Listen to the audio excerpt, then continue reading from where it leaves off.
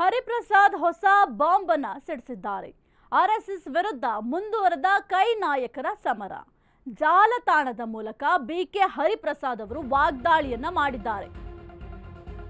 RSS ವಿರುದ್ಧ ಮುಂದುವರೆದ ಕೈ ನಾಯಕರ ಸಮರ. ಜಾಲತಾಣದ ಮೂಲಕ ಬಿಕೆ ಹರಿಪ್ರಸಾದ್ ಅವರು ವಾಗ್ದಾಳಿ ಮಾಡಿದ್ದಾರೆ. ಆರ್ಎಸ್ಎಸ್ ದೇಶಕ್ಕೆ ಸಂವಿಧಾನಕ್ಕೆ ಮಾತ್ರ ಮಾರಕವಲ್ಲ, ಸ್ವತಃ ಬಿಜೆಪಿ ನಾಯಕರಿಗೂ ಆರ್ಎಸ್ಎಸ್ ಮಾರಕ ಆಗಿದೆ. ಹರಿಪ್ರಸಾದ್ ಅವರು ಹೊಸ ಬಾಂಬ್ ಸಿಡಿಸಿದ್ದಾರೆ. ಈ ಸತ್ಯವನ್ನ ಹೇಳಿದ್ದು ಬಿಜೆಪಿಯವರೇ ಹೊರತು ನಾವಲ್ಲ. ಶಾಸಕ ಸುರೇಶ್ ಗೌಡರದ್ದು ಎನ್ನಲಾದ ವಿಡಿಯೋವನ್ನ ಪೋಸ್ಟ್ ಮಾಡಿದ್ದಾರೆ. ಬಿಜೆಪಿ ಬಲಿಷ್ಠ ನಾಯಕರು ಬಲಿಯಾಗಿ ಬಿಲ ಸೇರಿದ್ದಾರೆ.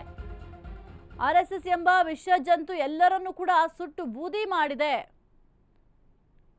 ಆರ್ಎಸ್ಎಸ್ನವರು ಕಡು ಭ್ರಷ್ಟರು ಎಂಬ ಸತ್ಯವನ್ನ ಹೇಳಿದ್ದಾರೆ. ಬಿಜೆಪಿಯ ಶಾಸಕ ಸುರೇಶ್ ಗೌಡರೇ ಈ ಒಂದು ಮಾತನ್ನ ಹೇಳಿದ್ದಾರೆ ಅಂತ ಹರಿಪ್ರಸಾದ್ ಅವರು ಹೊಸ ಬಾಂಬ್ ಅನ್ನ ಸಿಡಿಸಿದ್ದಾರೆ.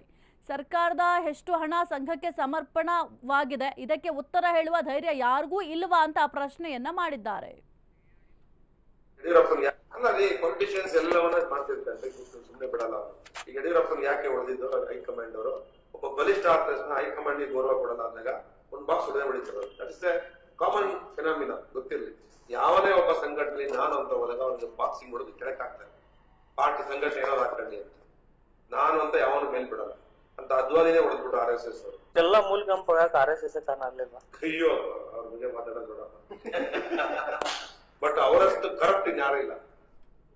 ಇದು ಗೊತ್ತಿರಲಿ ನಿಮ್ಗೆ. ಆರ್ಎಸ್ಎಸ್ ಅಯ್ಯೋ, ಸುಮ್ಮನೆ ಹೇಳ್ತಾರೆ ದೇಶ ಪ್ರೇಮ ಅಷ್ಟೇ. ಅಷ್ಟೇ ಕರಪ್ಟೆಡ್ ಫೆಲೋಸ್.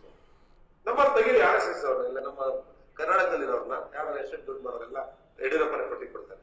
ಕೇಳಿ ಯಡಿಯೂರಪ್ಪನ ಯಾರು ಏನೇನು ಬರ್ಸ್ಕೊಂಡ್ರು.